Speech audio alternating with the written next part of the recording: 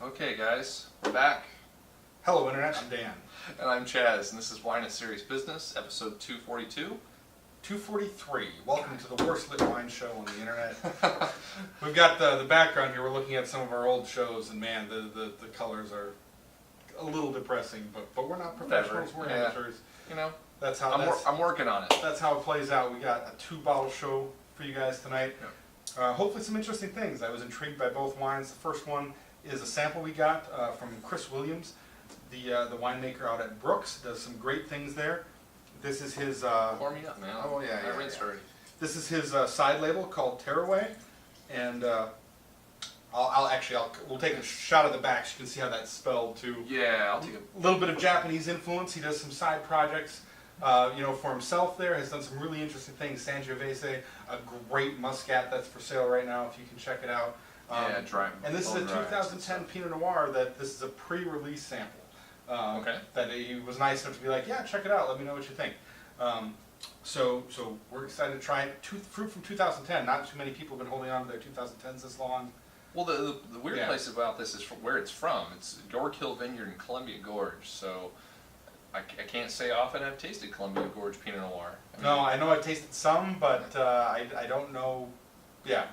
So, and then the other part of this is well, being 2010, not a lot of people got down into the 11s, but this one did. 11.7 for the alcohol, 11.7% for the alcohol. Yeah, which I wonder if there are any other Pinot Noirs from the Gorge that come in. Oh, yeah, from the Gorge. at yeah. 11.7. So yeah, this is definitely kind of. How was 2010 kind of as a vintage for Gorge? I don't know. I don't know. I guess I always assume it's warmer here than in the valley, but. Let's get into it. If we're wrong, if that was a dumb thing to say, somebody can let us know down below. All right. So, people might notice there's a little bit left out of this bottle. We started to film another show, Yeah. and it didn't work out. We screwed up on what bottle we had on the show. So this is the second time tasting this wine, and I gotta say the nose has developed a little bit from the initial tasting. So. More floral notes coming out that I didn't get the first time. Yeah, it's all like dry red tea, like dry rose petals, big time red tea influence, cherry juice, a little bit of earthiness. A little bit, still getting some ripe strawberries, but Yeah. I like the dried flowers a lot. Really, like I think probably everybody's had a girlfriend that keeps some of the old flowers, right? Yeah, a little potpourri or something like that. Yeah. Not grandma's potpourri. This isn't perfume, but No, this is just the dried flowers. Yeah. absolutely. Yeah. It smells wonderful. Yeah, it smells definitely good. does.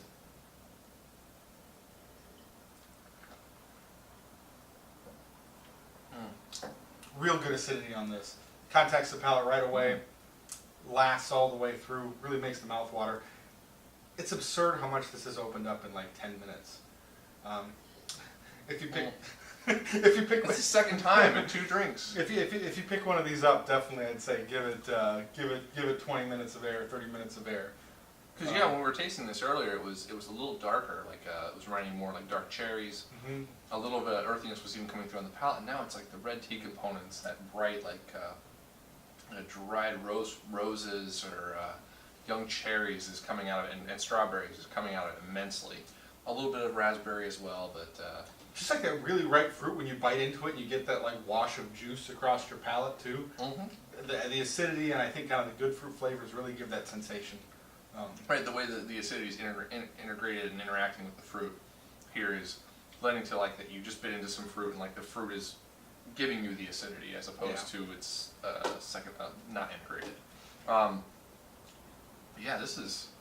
This has changed considerably over like the last 30 minutes. Tannins giving it a little bit of earthy character, kind of after the fact on the finish, which is a real nice contrast with the fruit that's going on there. Add some good structure to it, and this is where the age really comes through. Now I'm starting to see why maybe this held on for a bit. I can see maybe the tannins 2 years ago would have been kind of tough, but right now I feel like they're in a really good place. It's a little juicy and tart on the finish, almost like we're starting to lean more towards like the grapefruit. Or even like pomegranate, juicy pomegranate seeds, or with seeds. A little bit on the finish. I mean, like in closing. Right? Sure. I think more for you than for me. Okay. But, yeah. Yeah, but really awesome. Yeah. It's nice wine. It's really nice wine.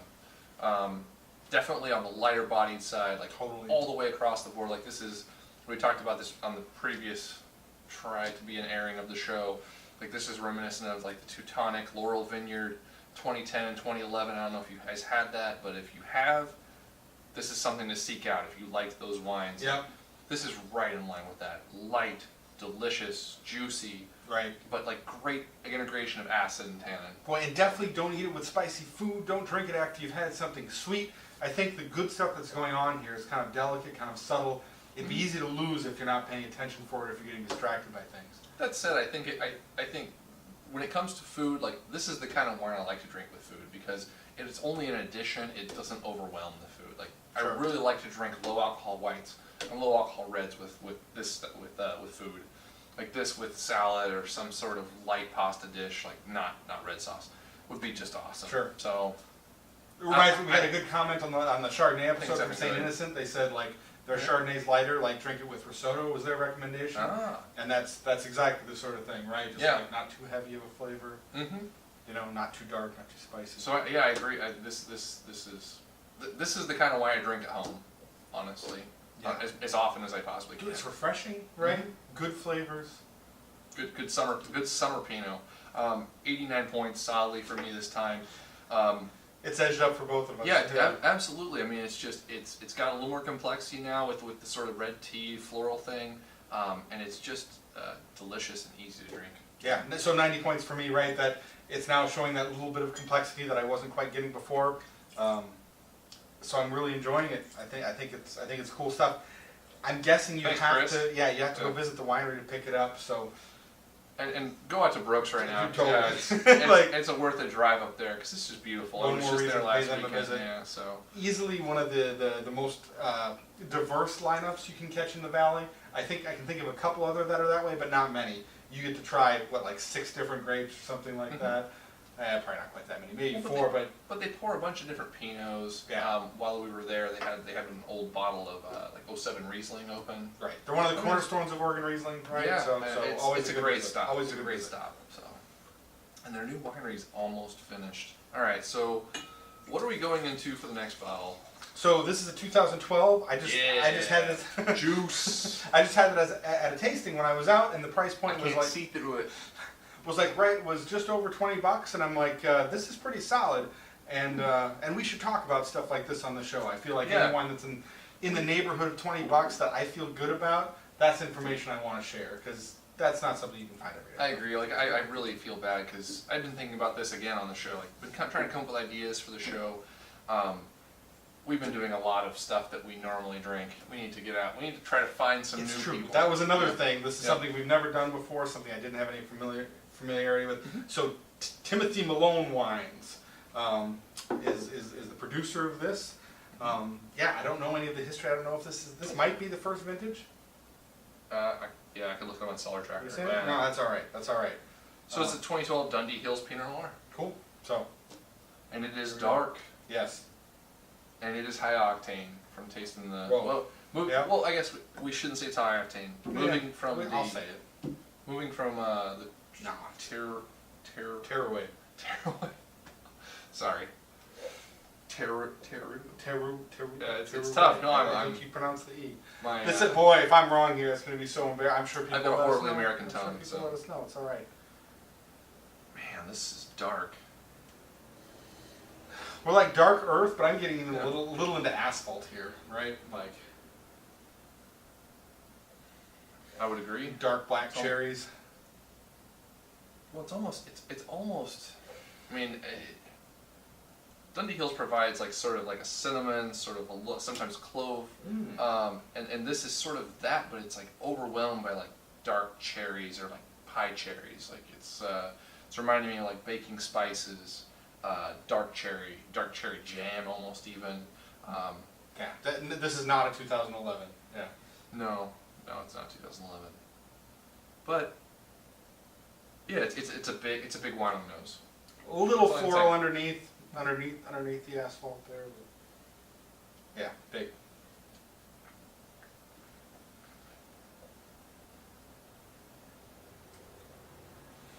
Well, But real nice fruit. Yeah. I think this would be in danger of not having enough acidity, and I think you'd be in a lot of trouble if it didn't. Mhm. But it's there. It keeps the fruit a little elevated, gives a little bit of like crisp lime character that lingers on the finish. Right. The front end is all dark cherries and blackberries, like Big time. real juicy front end, but as it sits on the palate, things really wash away, and I'm kind of left with like limes or green apples on the finish. Like this Yeah. big dark fruit isn't really there. The way the acidity sort of falls away, I mean, or the black flavors sort of fall away, like it's an initial burst of like ripe blackberries, some dark cherry, but yeah, the acidity, the way the acidity lingers to me is like almost like raspberries, maybe a hint of like lime. Yeah, it's cool, but the fruit lingers. It's like a juicy red fruit that sort of lingers for a long time on the palate, which is really nice. So, tannically pretty light, Yep. right? Like this is probably an early drinking wine, but yeah, I mean whatever. It's got the stuffing for I'm sure a few years of age, but Yeah. I could see maybe 6 months to a year there might be a little more like little integration coming together, but doesn't really need it. I feel like it's pretty solid right now. The nutmeg you were talking about is definitely showing. Mhm. For how powerful the fruit is, the tannins are definitely a second thing, like Mhm. secondary thing. Like they're a little in the background, but it's not a bad thing. I mean, if you're looking for, I mean, you said it's like 24, 25 bucks. Yeah. Like as far as an introductory Pinot that you could take anywhere, I think this is going to be a crowd pleasing wine, no doubt. Like, Yep. Super delicious. And I think it's a really fun contrast to this, in that I don't think it quite has the complexity, or there's not as much to think about here, but this is much more easy drinking. You can drink it while talking with friends, you're not going to really miss stuff. If you're munching on a few different types of food, you don't need to worry about missing the new one, where I think if you're biting into some chicken wings with this, you're going to miss a lot of good stuff that it has to offer. This is going to stand up to just about anything. Yeah. I mean, as far as and this, whereas this maybe has like some things where it talks to you and whispers to you a little bit, and you got to kind of like strain to listen. This speaks loudly. It lets you know exactly what it is, and it's good. At the same time, it has good things to say. Yeah. So I agree. Good purchase. By the way. Cool. Yeah. I So- mean, good discovery. Yeah. Yep. So thanks for putting this out there. It's fun to find something new that we like. We're like 88 to 89 points for me on this. I really like everything that's going on about it. It could do with a touch more structure, I think acid and tannin, to stand up to the fruit, like providing a little more balance. But I like all the fruit characteristics. I like the earthiness. I really like the nose. Yeah. Yeah, it's I'd well done. I'd like to see a little more evolution, personally, or kind of like length on the fruit. It definitely does become structure dominated late, and maybe with another 6 months to a year in bottle that would come together. Maybe not. I don't know. 88 even for me right now. I think, but there's no denying that. Right, the big and juicy fruit that this brings to the table will definitely inspire some hate from those of you out there. I know who you are. The anti-flavor wine elite. Yes, right? this is a target. But I think the flavor that this brings to the table is pretty solid, and that it's not overwhelming. It's not too heavy, right? There's the acidity on the back end is really there to to keep the package fresh, to keep it interesting, to bring you back for another drink. Right, and it's good. So Yeah. So really solid at the price point. It'll be one that I recommend. We get that question. I at least get from friends that I don't know through wine, where people find out I do the wine blog. That's probably one of the questions I get the most often. Like yeah, what can I get for around $20? Like, what's a good Pinot Noir for around $20? that's smoking for Stuff like this. Both of these are smoking if you can get them around $20. It's true. I guess I don't know the price. I don't know the price of this, but and this would be a great contrast. Like if these are both like $25, to taste them side by side over the course of an evening, like with some friends, and see what you guys think. It'd be a good date night even, right? Totally, Like, absolutely. Yeah. These are killer. So, fun show. Fun Yeah. to do this stuff back to back. Absolutely. It's good, so And so I got a good question today. yeah. So Dan and I talked. I got a good idea when we were when I was out running today. We're going to step back into our cellars and kind of try to taste some older vintages of Oregon Pinot, because at this point we've been collecting wine for a while. Some 05s, some 06s, some 07s. See what they're doing, and just like do a show how we would have done it, back then. But we're going to do like all 07s again, or do all 05s. What vintages are you most excited to see in Oregon? That's Like good. what's your favorite like vintage of the 2000s? Yeah, it was that you really wanna see 5, us 6, push? 7, 8, 9. is where our cellars Right. start to build, right? If I'm you gonna say- look at Weiser's selection. Sure. So I don't know if you guys know about Weiser's. Well, in we all Portland. know we can pick up some threes without too much difficulty, right? Right. Well, I want to do it. Like, Yeah. where are they now? Sure. Where are the wines now? Right. Like these 03s. How busted are they? I want to do Sure. a show and find Some out. of them are great. Yeah, it's like So- following celebrities or So something. what are you most interested to see? Cool. We'll see you guys next time. Thanks for watching.